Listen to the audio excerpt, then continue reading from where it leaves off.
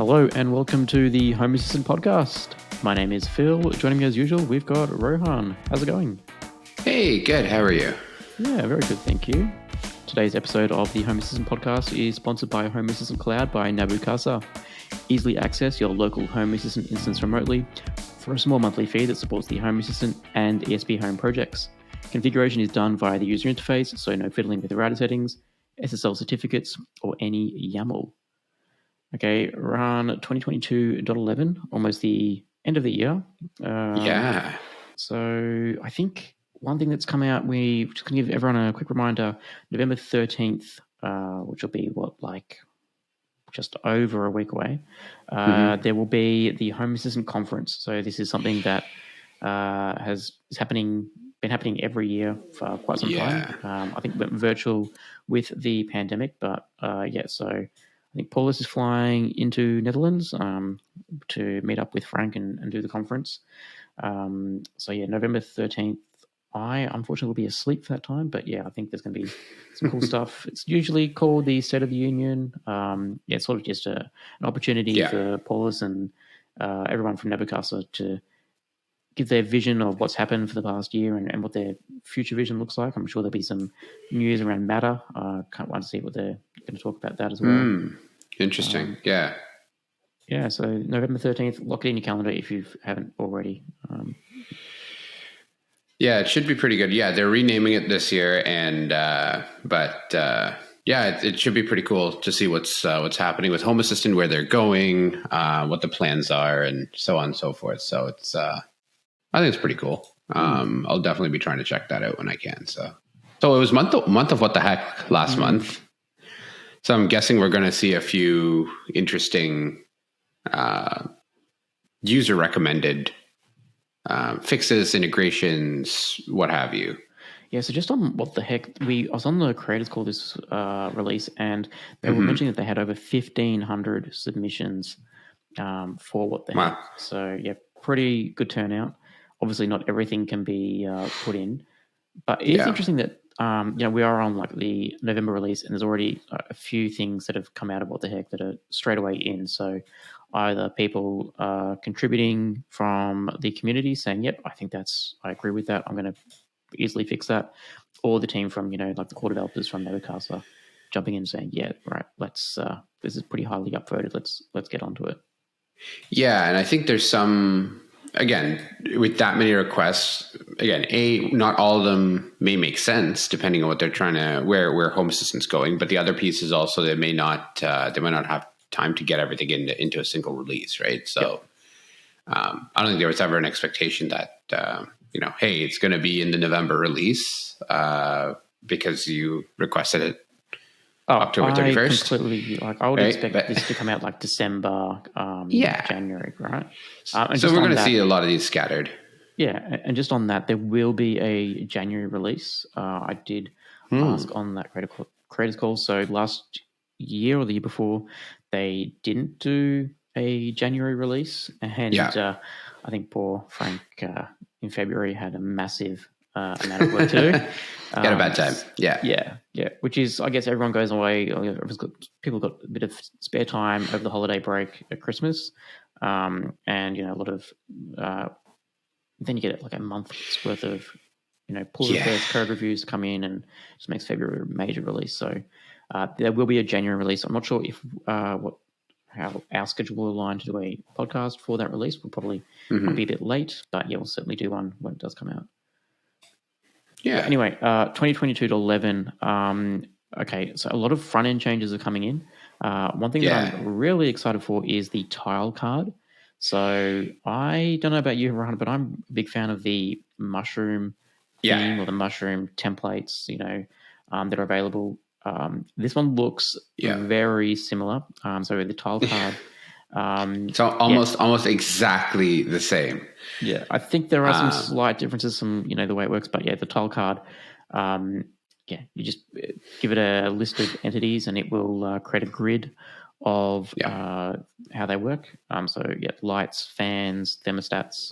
It'll create a nice tile for them. So Very cool. Yeah, I mean, we talked about this not on this creator call, or maybe they talked about it. I wasn't part of this one, but I was in the last one, and you know, there's quite a few folks on that one that were just like, you know what, the mushroom UI is actually really cool, right? It's really slick, it's really neat.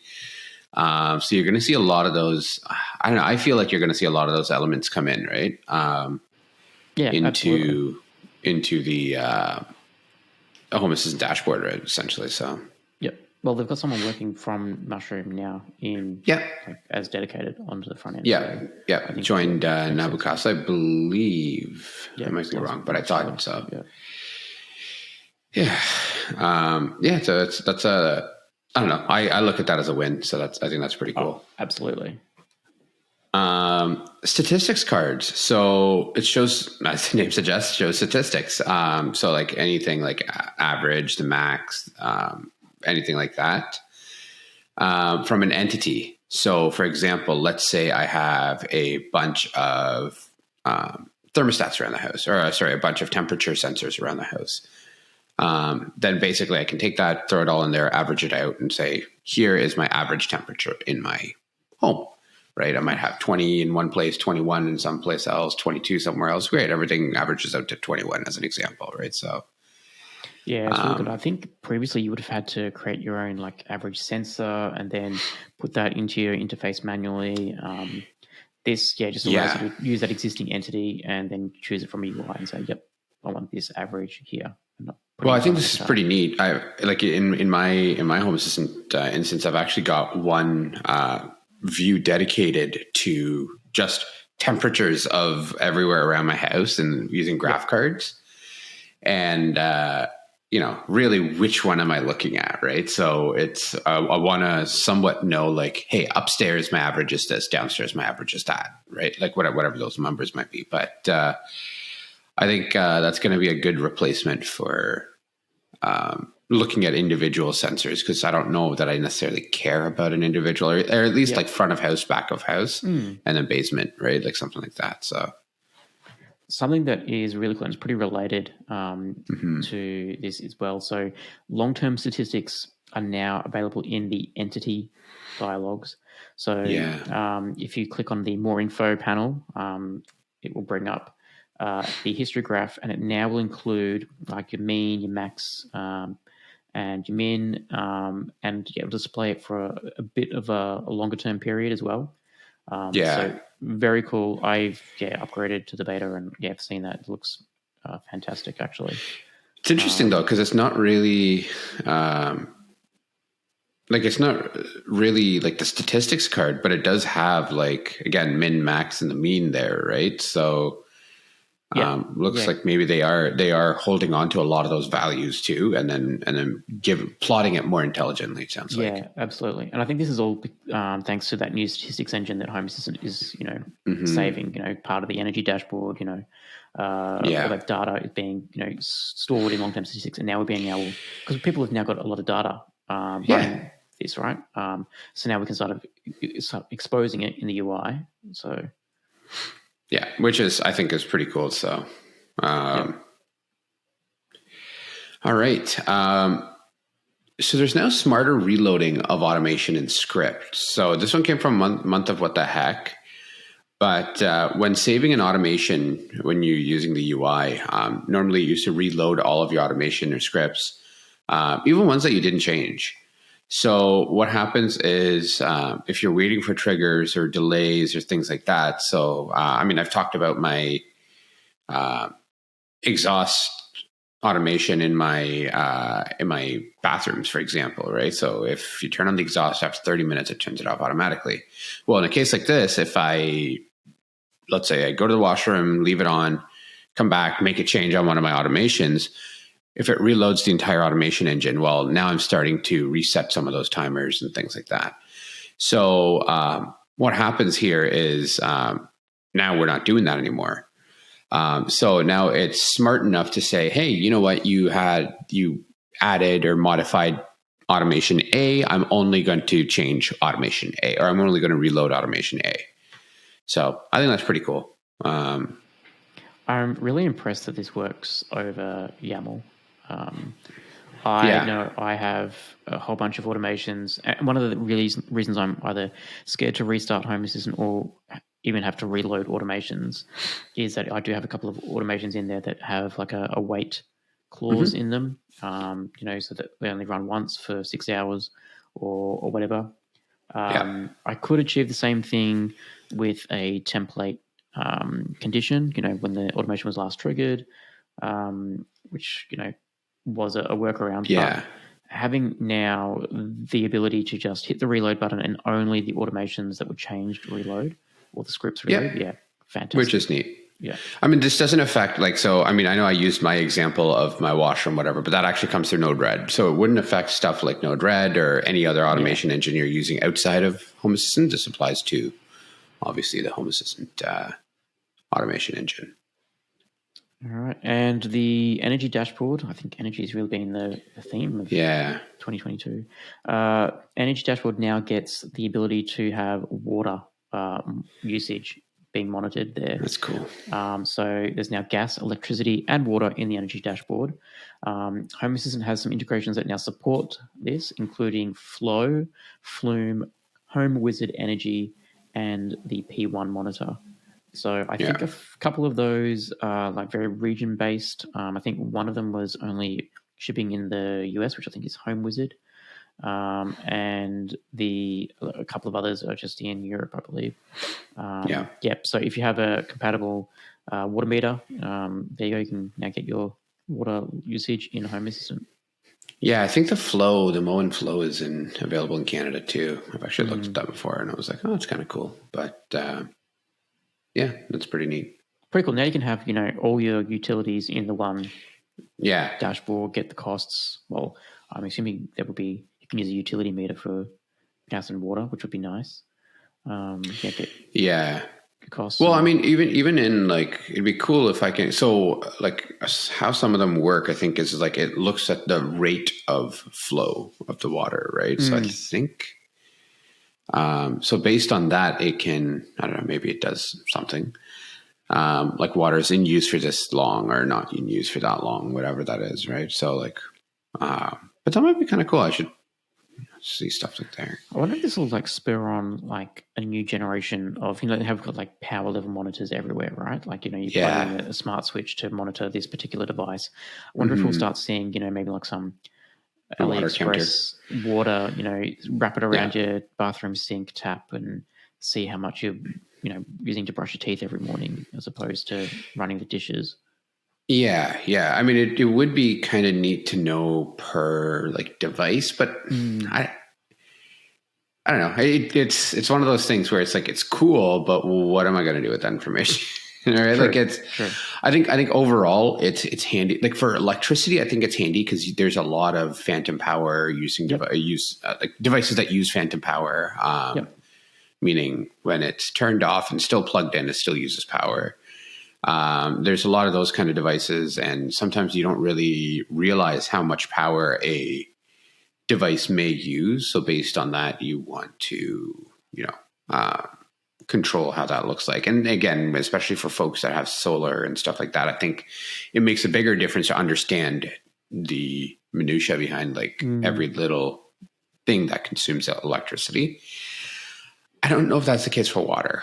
I think kind of overall, one thing I do want to do is I'd love to know my usage, but I do think that I can kind of pseudo guesstimate how much my dishwasher uses versus the more I use my dishwasher, I know the more water I'm going to consume, right? It's that one's kind of obvious rather than having things again, with power, if you have an air conditioner that runs on power, depending on how hot or cold or whatever it is outside, your AC might kick on more often or not, so on. On the electricity side of things, I'll make 2 points here. One, if you have the Home Assistant Community Store installed, Hacks, do yourself a favor and download the PowerCalc custom integration. What that does is it will identify, they've just released a new update actually that will now use Home Assistant Discovery.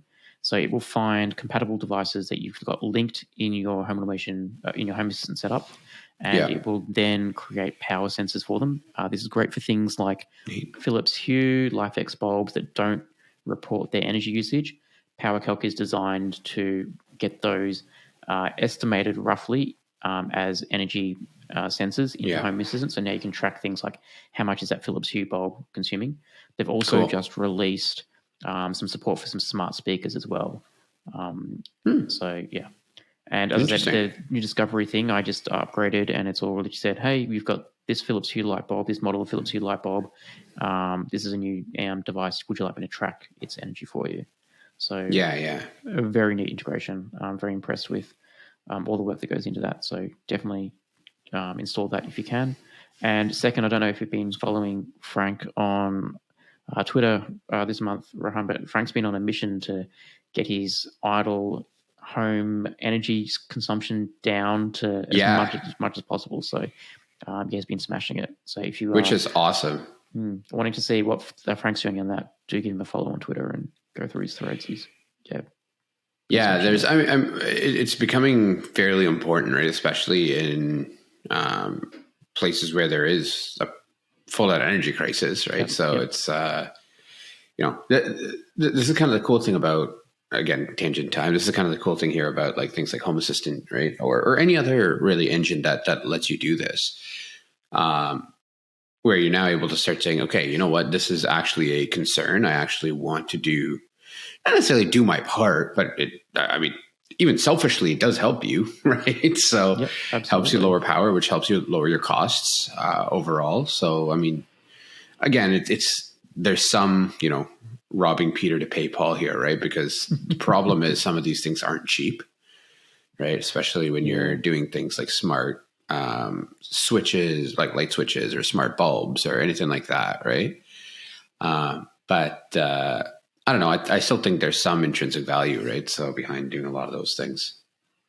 Yeah, I think I was reading a forum on the Home Assistant community, and someone was like, "Yep, I've paid for this smart switch already by being able to reduce, this amount of power usage or whatever." And I mean, I think I have too, but I also turn around and I'm like, have I saved $60 on this light above me? I get it, right? Like, again, depending on what it's controlling, maybe it did, right? So, but again, when you start doing things like, hey, you know what? I've got temperature sensors hooked up to Home Assistant. I've got my fan hooked up to Home Assistant. I've got my AC hooked up to Home Assistant. It's kind of hot in here. Well, maybe let's make a decision to turn on the fan instead of the AC because that's a little more efficient, whatever that looks like, right? So, and then if it hits this threshold, then you know what? No, it's AC time, right? Then we turn it on.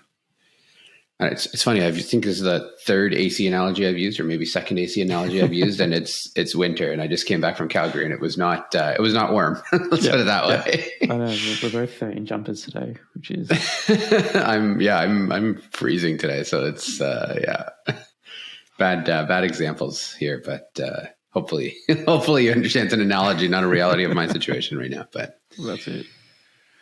All right, Kelvin. So in the past, this one came from Month of What the Heck as well. So in the past, Home Assistant would report color temperatures in MyReds, MeReds, MIReds, whatever you want to call them.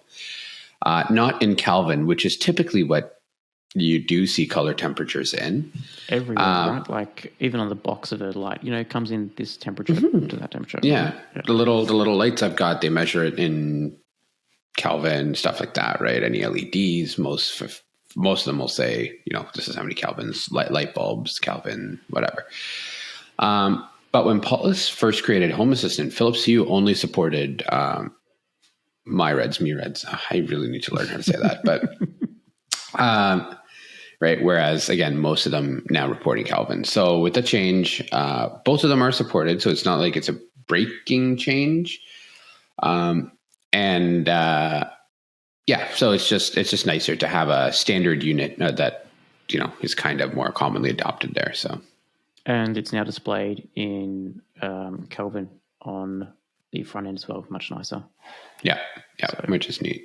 Yeah, one that's really cool for new people or less tech savvy people. Home Assistant is now discoverable on Windows via UPnP, so Universal Plug and Play. So this is generally used by printers and routers. If you are using Windows, you may go into your network places, and all of a sudden, there'll be devices on your network, and you'll have your printer, your router. Now, Home Assistant will make itself known on those Windows machines, and there'll be a little, Home Assistant is available here. You double click on that, and it will just launch the Home Assistant interface.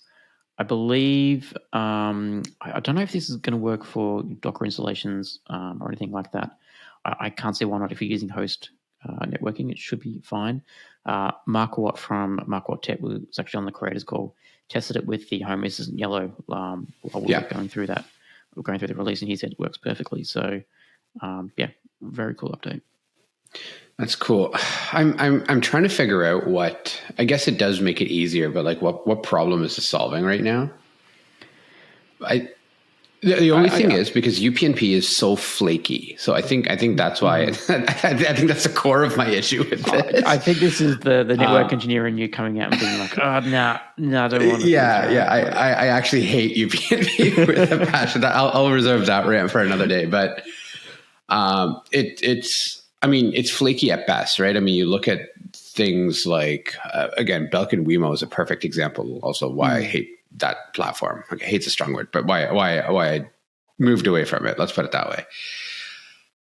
It's, 1 in every 5 times when you open the app, it's like, hey, 4 of your 5 switches are here. And I was like, I'm pretty sure the 5th one's here too. I can literally see it in front of me. It's connected, right? It's green, it's whatever, or white, or whatever the LED is. But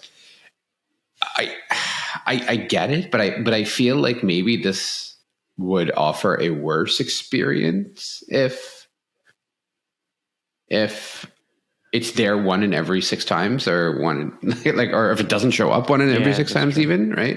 And I assume like the use case that we discussed the other day was that someone that's not as tech savvy has got a Home Assistant Yellow or Home Assistant Blue. They've plugged it in. Yeah. Like don't have MDNS maybe on their router or something. They just want to. But I mean that's UPnP still, right? So if you have one, you have the other. So they just want to give up, find Home Assistant, don't have a bookmark of it. They can just go into the network places and hey, Home Assistant's on the network, double click it, and there they are. Yeah. I mean, again, it'll be cool if it works every time, and I hope it does. But yeah, that's kind of where I'm a little bit skeptical. I know I'm going to get an angry email from somebody. Like it's listen, I think I've been a very, very much an advocate of simplifying things, making things easier for people. And I do love that aspect of it. I think I just hate UPnP. But I mean, beyond that, I mean, just because of its flakiness, right? So I almost fear that, are we going to see issues where it's like, hey, I'm supposed to see this in Windows, but I see it 1 of every 3 times. Whatever that is, right? So, all right. So the unit of measurement for providing gas entities. Oh, sorry. Moving on. That's right. Another day.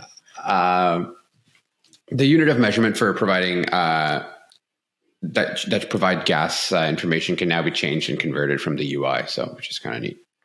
Yeah, no need to worry about. I think Home Assistant will now handle the conversion for you. Just select what you want it to be displayed on, and there it goes. Yeah, exactly. This one I'm really impressed with. I haven't used the app for quite some time, but Fully Kiosk Browser, which is an Android app, now provides a service to change URLs on your wall-mounted tablet. Sorry, don't you just love Home Assistant? Did we see that? I was going to say, I was like, are we just going to play this one off? Are we just going to play it off? Like, my lights are just turned off in the middle of discussing that. I'm going to roll with it for the minute. I'll turn them on when I finish this one. So Fully Kiosk Browser now provides a service to change URLs on your wall-mounted tablet remotely. The way... so Fully Kiosk Browser, Android app, you typically use this when you want to have Home Assistant running on a tablet. Now you can have a service, because there is a Fully Kiosk Browser integration. So you can now have a service to say, maybe at nighttime, change to a different dashboard in the Home Assistant. I can also see some pretty cool use cases. Maybe Dark mode, light mode. Yeah, dark mode, light mode. Or also even if, like, let's say you leave the house goes into away mode, all the tablets that were running the Home Assistant dashboard now change to like a photo of the family or something, right? So it's removing the ability for someone to just walk into the house and start playing with the home automation system. There's a whole bunch of use cases I can see here, and that's why I'm really excited to see that one. That is pretty cool. I know in your old place, Phil, you had a tablet with fully Kiosk browser. I know you said you were thinking of setting one up in the place you live in now. Did you ever end up doing that? Not yet. So I'm still very slowly, with the help of the mushroom cards, creating a new dedicated tablet UI. Nice. Actually, it looks really like I'm really impressed with it. I'm just slowly plugging away at it, putting rooms in. I have 5 HD tablets. I've got one that's actually like brand new in a packet. I haven't opened up yet, but they are terribly slow running the Home Assistant front end, like to the point where you like click a button, or maybe, and I don't know. There's been a lot of speed improvements in Home Assistant itself. So maybe it won't be as an issue as much, but the slowness. I think I saw, I forget who it was, but it's one of the Home Assistant creators that I was watching using one of the newer Fire HD tablets, and it seems to be pretty good actually. Like it's again, I don't have any experience with having a dedicated tablet interface, but because it was to the point where I always had that same like. It's kind of clunky when it's like I press it and something happens like 3 seconds later. It's that's too long of a response time for me. Yeah. But someone was saying that with the new Fire HD tablets, it's a lot quicker. So which is interesting, but I'm just going through my. Oh, your camera died. Of course it did. Why everything your is life dying. Your life is falling apart, Phil. Your life is falling apart. My life is falling apart. I assume my mustn't be moving enough, and the motion sensor hasn't picked me up. This is classic live home automation issues right here. It's just for once, it's not me with all the issues. I'm just saying. It's so interesting, actually. It's not my motion sensor. My motion sensor is saying that I am here, and I've been here for an hour. Why is it? We're going to do this. Obviously, you can't see me at the moment, so we're going to use the Home Assistant automation debugger and find out why the hell my camera has been turned off. There you go. DSLR camera off was triggered 1 minute ago. Why was that triggered? Traces. Executed because my office went into armed away. Oh, of course, because I've got the door shut out there. Kids, this is why you need to test your automations thoroughly. Yeah. Good job. So many. This is where we need that SpongeBob few moments later meme. Yeah, exactly. Or a few hours later. I'll edit this nicely so it's not a pain in the ass for everyone. But yeah, kids, test your automations. I'm going to turn that automation off actually while we're here. So interestingly, that's actually kind of cool because this has actually been something I've been toying with lately, and I've been looking at. And then we were talking about this it's probably going to release after this recording, but we were talking about pressure sensors in beds and stuff like that. Yes. And so with Danny, and which may potentially be coming out after this release. So if you haven't heard that yet, that's probably why. So I actually ordered a couple of pressure sensors on AliExpress. And while I was doing this, I was also watching a lot of videos from people that have done it before, right? Again, best way of learning. And Mark and I were going back and forth. Mark Watt from Mark Watt Tech and myself were kind of going a little bit back and forth. He actually had some really cool ideas behind this, and I was like, "That's really neat." But essentially, there's a couple of options here, and I also learned that there is a baby. Oh my gosh, what are those things called? Like how do you carry a baby? Like a swaddle. You carry them in a the baby. I don't know. Car seat kind of thing. Yeah, carrier, capsule, whatever. Like a car capsule. Yeah, like a baby carrier, right? Like whatever. There's pressure sensors you get for those things too, right? And for chairs and things like that you can stick on your couch, or I mean, in Phil's case here, on his seat, I guess, on his office chair. But is it battery operated? Because I don't want a cable running to my chair. So here's the cool thing. What Mark did is he cut apart a door sensor, a Zigbee, like a Xiaomi Zigbee door sensor. Yeah. He cut the reed sensor part off. You don't really even need to do that. He was saying you just kind of solder it in, just makes it easier if you do. Yeah. Cut that off, and then now you have a Zigbee seat sensor. And I was like, man, that's genius. And you know, I don't know. I just thought that was I don't know why I had never really thought of that, and I was like, that's really smart, actually. That's pretty cool. Yeah, so that's what I was going to. I think I'm still going to make my own. I wasn't going to. I'm still debating. Do I just cut a door sensor I have apart? But I think I'm going to do something similar for my bed, though. Eventually. Well, yeah. I mean, in my case, that wasn't supposed to happen. Obviously, technical issue, but. Yeah, learning here, I do need to update my podcast automation because I'm actually in podcast mode right now, but somehow the lights were still able to turn off. And my camera was still able to turn off. Because I've closed the door out there. I mean, in my office, the office has gone into armed away mode. So, I will. This is half the fun of it, right? Like that's right. That's all right. Of these edge cases you have to think of, when you're automating your house. I can't even remember where we're up to. Oh, we'll talk about fully Kiosk browser. That's right. Yeah. I mean, it would be cool if our recording platform had proper APIs or like webhooks to say, hey, you're actually in recording mode. So automatically turn on podcast mode or things like that. That'd be kind of neat, but it doesn't. So no. Oh, well. But yeah, fully Kiosk browser. It's now integrated. There you go. Got there eventually. That's right. Some new integrations coming up. Oral-B toothbrushes. So this is kind of cool. So the Bluetooth toothbrushes that you can buy. So the IO7 series and the Smart Series 7000, which just sounds like Smart Series 7000. Ultra smart. Sounds really cool until you realize it's talking about a toothbrush. But I mean, so some of those toothbrushes do have Bluetooth built in to say, hey, you've been brushing for this long on average, so on and so forth. I was thinking about this morning when before we started recording, and I was just kind of skimming through the show notes and stuff like that. I'm like, yeah, but how much information? Again, is too much information. But there is a really cool thing here. Like again, so.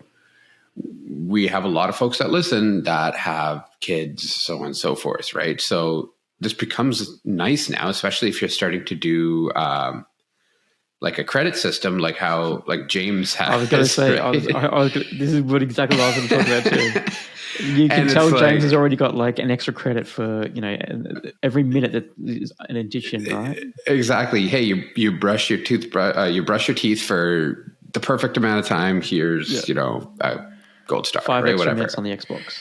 Yeah, that's right. Exactly. Whatever that looks like, right? So it's at first I was kind of like, and then I was like, oh, okay, I actually get it. That's kind of cool.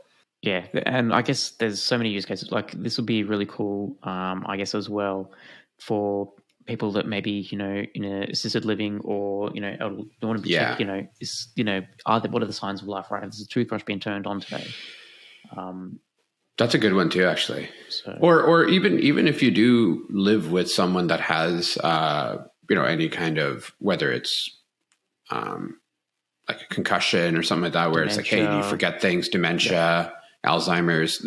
There's actually a really good use case for stuff like this, right? So, outside of our normal, let's face it, a lot of people who do a lot of the home automation stuff like that are fairly fairly privileged enough to be able to afford some of these things, first of all, right? But at the same time, I think it's also like, hey, if we can improve the quality of life of somebody living with one of those conditions as an example, that's kind of, I think that's a win. And one of the great things about it is it's so frictionless, right? Like we've been automating this, you've got your tablet holders, Monday, Tuesday, Wednesday, make sure you take the right tablets from a medical point of view, I'm talking about here. But, that still requires someone to physically open up the right, pill box and take the right day's tablets. But here, like someone just turning on the toothbrush, the system can, without the person having to do anything else, Home Assistant can tell, okay, the person's brushed their teeth today. So there's no remembering I have to push this button to say I've done my teeth today, or there's no ability for them to just push the button and ignore, not actually turn the toothbrush on at all. So, yeah. And I mean, there's also the automation didn't fire for whatever reason, and mini panic, but I'd rather go double check and make sure everything is okay rather than not know for a few days, right? So I think that's a really cool use case, I think, right? Where, again, I started off with like, I'm like, it's kind of dumb. And then I was like, no, you know what? It's actually really nice. It's actually pretty cool. Yeah. So. And I think someone hacked this into Home Assistant a long time ago. They put it up on YouTube and it went viral. So there's a lot of, I think it's stuff like this that, mainstream people will go, oh yeah, all right, why would I want to do that? But it does start these sort of conversations, right? And it also then shows how powerful the smart home can be when, everything in your home, the little things can talk, but they can talk to other things as well. And open standard, like it really promotes open standards. So yeah, I think it's a great one. Yeah. All right, Snooze. There's no E on the end of this one, so I don't know if it's Snooze or Snooze. I'm assuming it's pronounced the same way, but wow, it's like I'm going to be all Snooze. It's like Jay-Z the rapper, right? Like, no, you're Jay-Z because I say don't like you've got to spell your name incorrectly, right? Like anyway, smart home enabled white noise machines. Now these are only available in the US, so maybe it is Snooze, and they just fair enough. I don't want to pick on this company too much, but I did look into the product behind it. I don't want to pick on them, but here I go. Here I go, right? Like, one of the FAQs was, why not just a smart speaker? And I'm like, yeah, why not just a smart speaker? Like, all it does is just, I think it's got a motor in it or something that spins to create white noise. And, I don't know. I don't see how this, it honestly feels like it was from a Kickstarter and somehow made its funding and is actually been around. It's Bluetooth only. It's only available in the US. I don't see why it exists. I get it. Maybe people don't want smart speakers, stuff like that. Like if it's like from a privacy perspective, whatever. But you get other like stuff that may not have a mic, right? That like it's just a smart speaker, I guess. But I can. It's like any speaker, right? Like it's just a fan. It's an option, I guess. Or maybe it's just I don't know how expensive or inexpensive these things are. But didn't want to look at the price because then I'd probably get more frustrated and talk about it more than I already am.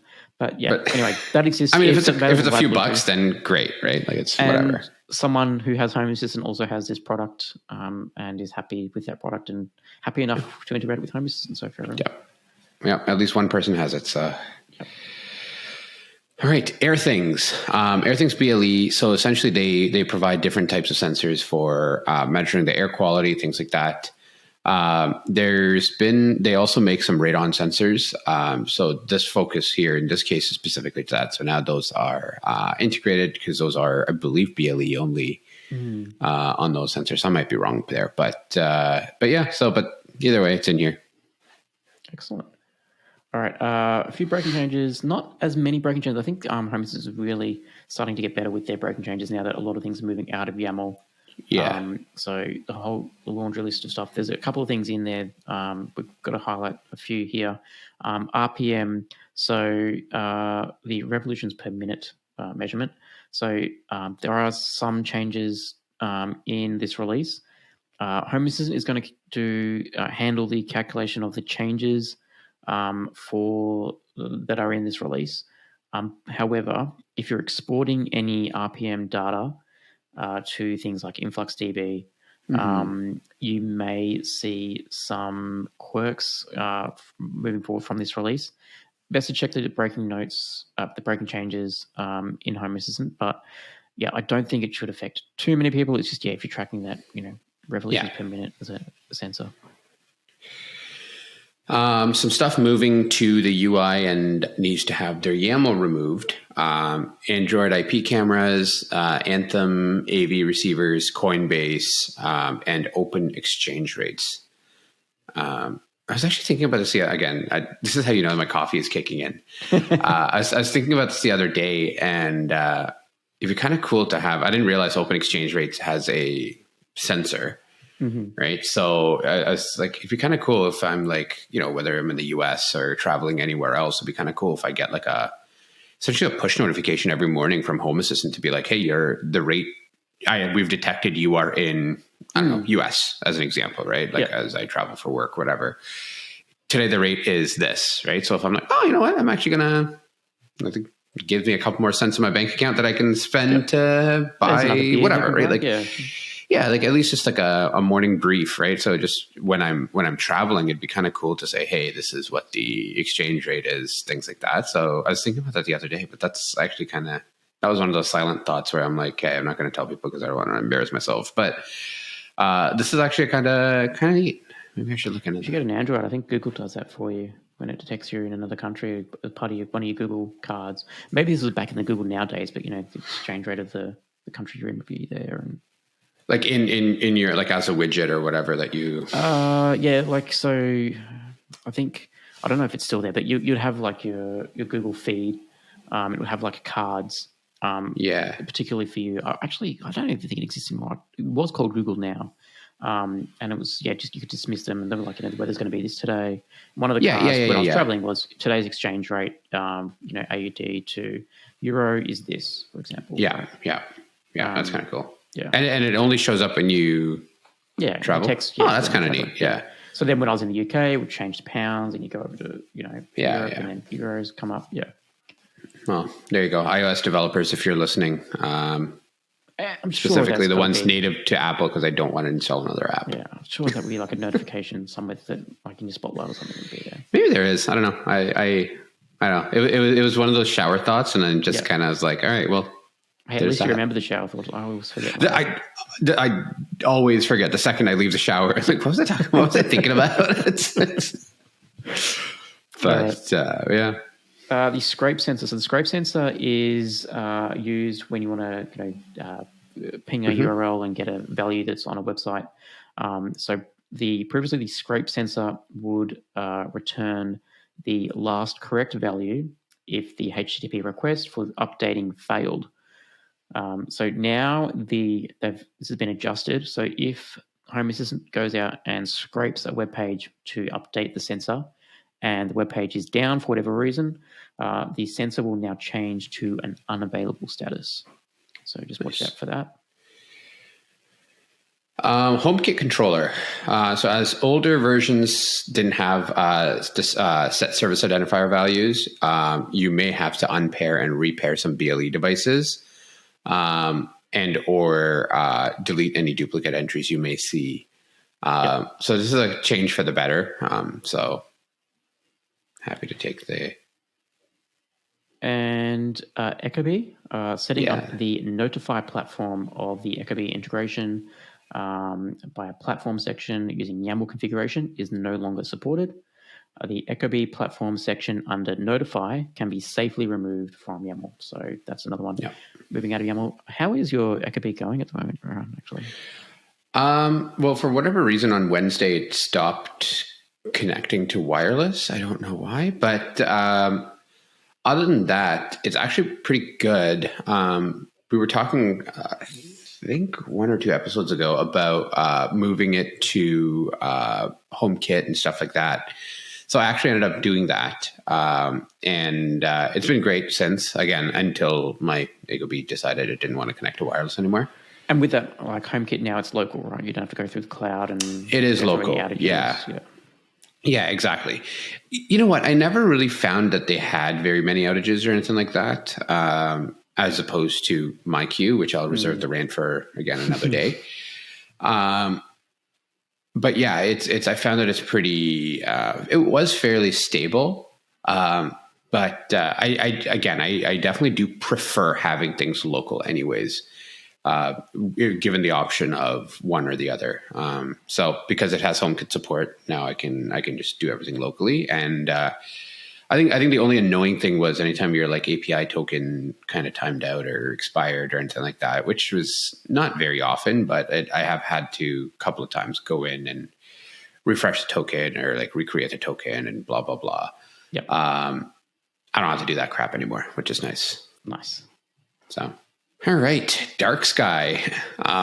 So when it's configured to report in the US or in US units, the unit of measurement for precipitation intensity has been corrected. It used to be inches, now it's inches per hour. So that may break something if you're looking at something specific there. When is dark sky going to die? Like we announced, like this was I know it's like 2 years ago, 3 years ago now, right? Apple bought it, and they're like, "That's it. Screw everyone. You want to use dark sky? You've got to get an Apple license." And they just kept extending it. Yeah. I think enough people use it, and which listen, I'm all for. I'm also one of those people where something like this gets announced, and I'm going to use it till the last day. Yeah. Mostly because takes time to change, so I'm just not going to do it. I don't use dark sky myself, but it's I get it. All right. So there's some more works with Home Assistant partners that have been announced. This month actually, I think it was 3. So we have Jasco and Ultralock. They're 2 Z-Wave companies that have promised now that I think they're going to release firmware updates and ensure that all their devices are compatible with working with Z-Wave JS and Home Assistant. So very cool. Yeah. And Third Reality is a Zigbee company that's going to also, they're a company that creates Zigbee products, and they are going to ensure that their Zigbee products are fully compatible with the ZHA component of Zigbee in Home Assistant. So Sweet. Really cool to see some brands now, signing up for that program, because I think it's just going to make the more brands that sign up to it, creates a bit of a network effect, right? And then every other company want to be sure that they're signing up to that program too. Yeah, absolutely. Well, it's like HomeKit, right? Like where HomeKit came out, and there's a few people that were like, well, and at the time you needed specific hardware in your thing, in your products to be HomeKit compatible. And then more and more people signed up, and then when Apple said, "Hey, it's going to be all software now," we just want to make sure everything is validated, blah blah blah. Now you just have loads and loads and loads and loads of people that come on. So I agree. I mean, I think that's kind of cool. So, yep. The Home Assistant Sky Connect. So it's a small little USB and Zigbee, USB based Zigbee and Matter radio. It's kind of cool. They are like, they look like they're really tiny. So it's kind of neat. It's launching soon as well. So there was a little blog post about that a while ago. So it's kind of cool. Kind of cool. I reckon it's very cool. It is very cool. The fact that it's Zigbee and Matter, and it's created by Nebuchadnezzar / Home Assistant, so it is going to be completely supported with Home Assistant out of the box. I'm really excited to see the possibilities with that. Yeah, there's who was it that just announced some Matter support on their devices? I don't know. But there's a couple of people that were like, hey, we're going to start looking at Matter or things like that. So it's coming to fruition. I know it's, again, there's a lot of mixed feelings about Matter, about like, hey, great, this is going to be the next amazing thing. And then the rest of the world is like, well, it's another one now that I have to deal with, right? So that's it. I think reality is it is somewhere in between, or both of those things, right? Like, hey, great, this might be a newer and more improved version of Zigbee, or I know that it's a little more complicated than that with Matter, but I don't know. It's cool. I mean, get this, at least you have the option, right? So if you ever have to deal with it. All right. The Raspberry Pi Pico is now going to be supporting ESP Home. So this is going to be announced at the Home Assistant Conference. But it's available in code now. So the Raspberry Pi Pico is a very cheap board, but can then run ESP Home. I actually was surprised at how cheap they were. Generally, like I think Paula said the other day, it's like an $8 board or something like that. I'm like, yeah, right, whatever. I actually saw in Australia it's like $5. And I'm like, no way. The fact that, because I think a lot of people might have these before going over to like an ESP device that might have been a bit more expensive. If you've got one stuffed away in a drawer somewhere, it's not useless. ESP Home will support it. And it's pretty cool. So we were talking about it in the October creator call. So for the 2022.10 creator call. And same thing, it was too early to talk about it then, just because, again, it's at that point we would really be taking away from the conference too. Yeah. So we didn't talk about it, but same kind of deal, right? It's when we were chatting, it's like, it's actually pretty neat, considering it's like slightly different than your standard ESP device, right? So, I mean, it may not be in function in what you end up using it for or what you end up doing, but it's still pretty neat that is supported. So there you go. Get a little bit of variety there too. That's it. So Rohan, I'm going to take the next two because they're related to me. So last episode we had a little bit of a discussion around putting motion sensors in the bathroom. Rohan, you said no deal for you. Yeah, no deal. So I was like, stuff it. I'm going to make a little poll here. So I put it out to the Twitterverse. 76% of people agreed with me that they would put a motion sensor in their bathroom. So yes, my Xiaomi FP1 sensors will not go to waste. I'm going to put them in a bathroom. Thank you for everyone out there for validating me. Thank you. Rohan's own market research has failed him. That's right. There. And Walden reached out about the Z-Wave motion sensor speed issues that I discussed a couple of release episodes ago. I think it was in the September release episode. Yeah. He's also seen the same thing. He's found that all his Z-Wave devices, even powered by USB, take a few seconds to pick up motion. So he's replaced his with Acquire sensors as well. So good to see some validation there from the community as well. So Bolton, thank you very much for reaching out and confirming my suspicion there too. Yeah. And just so on in Facebook for the Twitter for your poll, I just posted in Facebook as well. Yeah. I didn't run it as a poll. I just kind of asked what your thoughts are. Yep. And then people were like there was a couple of people. I think one person was like, "Yeah, I get it," and then the one person was like, "I don't see why you wouldn't. If you come into my house, you should know that I'm it's a smart home. There's going to be a motion sensor. It's going to be whatever, right?" Like, I agree with that. I mean, yeah. I like to take a little more conservative approach about my use of home automation and what others think of it, but but I get it. Yeah, the votes have spoken. I think I mean, it's probably a biased audience, right? Like, of course we're going to put sensors everywhere. Yep. Well, someone was saying like you can use a door sensor or something like that as well, right? Again, there's also caveats there of like, what happens if kids leave the door open or like stuff like that, right? Yeah, I think this goes back to that whole like bees in a box sort of how you track when someone's in a room based on doors opening, closing. That comes down to a whole like formula, a mathematical formula. I don't have time for that. Like, just give me a binary sensor. Is someone in there or not in there? Yes or no? Yeah. Stick a pressure sensor on your. But clearly, I have to practice my automation writing ability to make sure that whatever automation I do in the guest bathroom is actually not going to cause more strife. That's right. There you go. Yeah. Don't listen to Phil anymore. Not kidding. That's it. You just negated the last 5 years of the podcast of everything you've talked about. Clearly, I'm not good at writing my own automations, right? Like, hey, nobody said we were, so it's this guy thinks he's so good at home. He can do a podcast, can't even do an automation that doesn't turn the little camera off on himself. Too funny. I think that is going to be an episode today. Thank you very much, everyone, for listening. And if you want to come on the podcast and be a guest, reach out to us. feedback@podcast.io. We are always looking for guests. So, Cheers.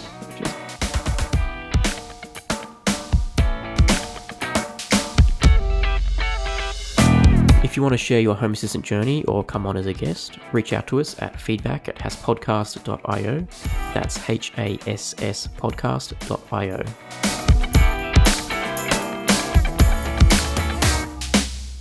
The Home Assistant Podcast is hosted by Phil Hawthorne and myself, Rohan Karamandi.